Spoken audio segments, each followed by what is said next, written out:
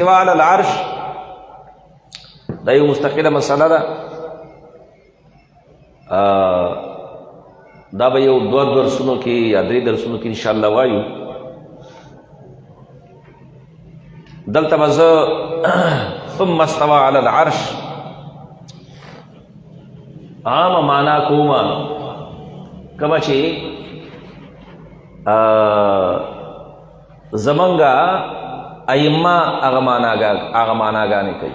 ثم استوى علی العرش خواست دا مسله یاد ساتئ. مسله باندې خو ځان پوهېږئ که نه، تشریح وروستو ده. د باطلو استدلال د هغې رد وروستو خبره ده. استوا برابرېدل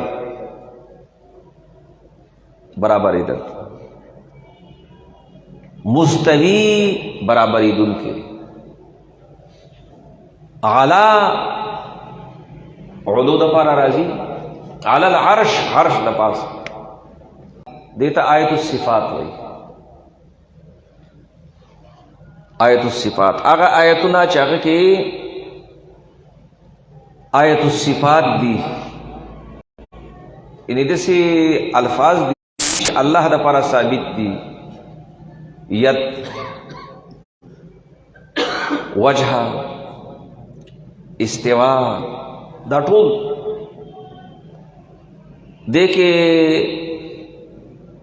د علماء متکلمینو دوه آرا دي. بس یو دا دی چې د دې نه دا الفاظ چې څه باندې دلالت کوي، همدغه د دې مدلول دی، خو موږ پرې نه پوهېږو. دا استوا دا تعبیر د غلبې نه دی. استوا همدغه استوا ده، خو موږ په استوا الله باندې نه پوهېږو. ید همدغه ید معنا ده، خو موږ د ید الله حقیقت باندې نه پوهېږو. دی همدغه ید. وجه کما معنا چې عربی کې دا همدغه معنا ده، خو موږ وجه الله باندې نه پوهېږو. ساق همدغه معنا ده، څه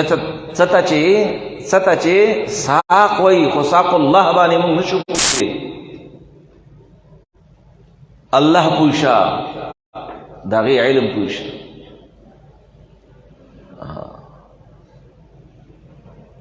الله ته سپاري، دې ته تفویض وایي. ځان پې مه ستړی کوه، ځان له کار مه ګوره چې نه کار هلته څه کوه.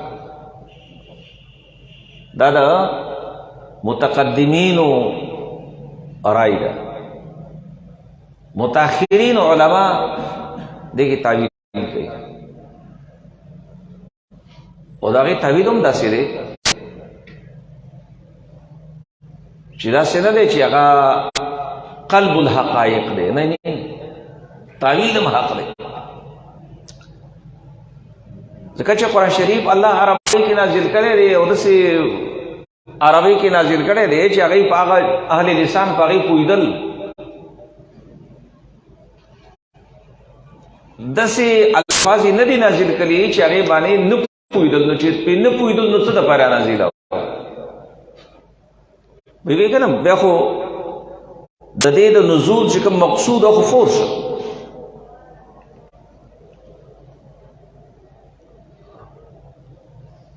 او د چې کوم تعبیر دغه کوي، دا تعویل کوي، هغه تعویل هم حق دی. خلک وایي که نه دا سړی په خپلو خپو ولاړ دی، په خپلو خپو ولاړ دی، د چا تابع نه دی.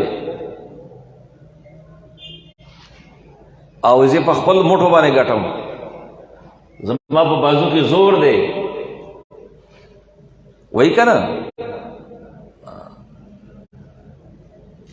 او مخ ذکر کئی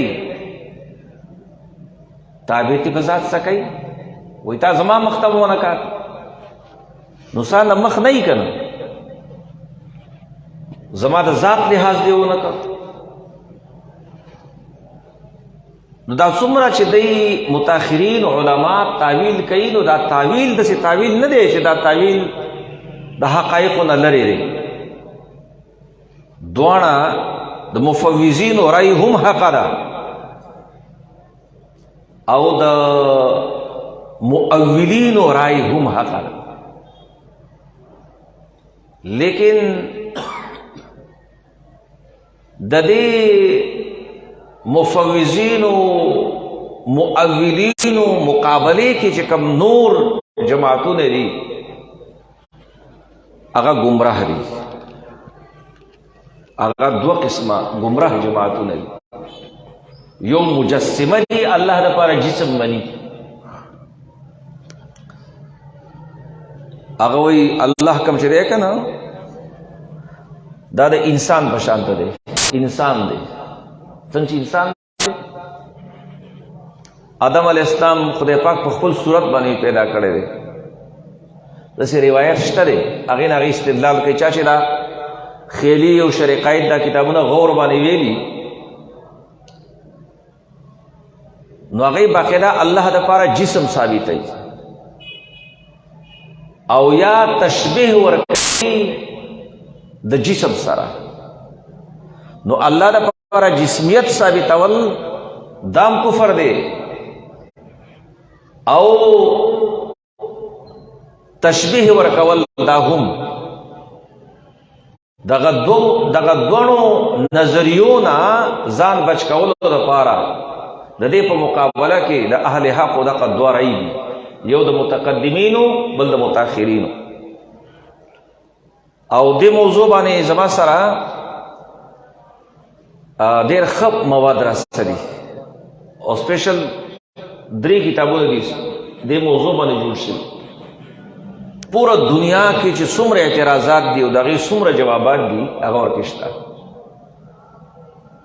خبرحال مسئلہ داد ثم استوى علی العرش بے عرش بانے برابر کما یلیق بشانہ دادا متقدمینو درائی مطابق مانا دا او ثم استوى علی العرش غلبے حاصل اکڑا پا عرش باندے دادا متاخرین و علماء و رائی دا ہر یو چلے دو بانے عمل کوئی دا درستی دی او دا غرستنی دو او نبزان ساتای دا درست دی دا کم موجودہ وقت چکم غابین دی یا دا متشبہ دا غری دا مجسمہ دی یا مشبہ دی یا مجسمہ دی او یا مشبہ دی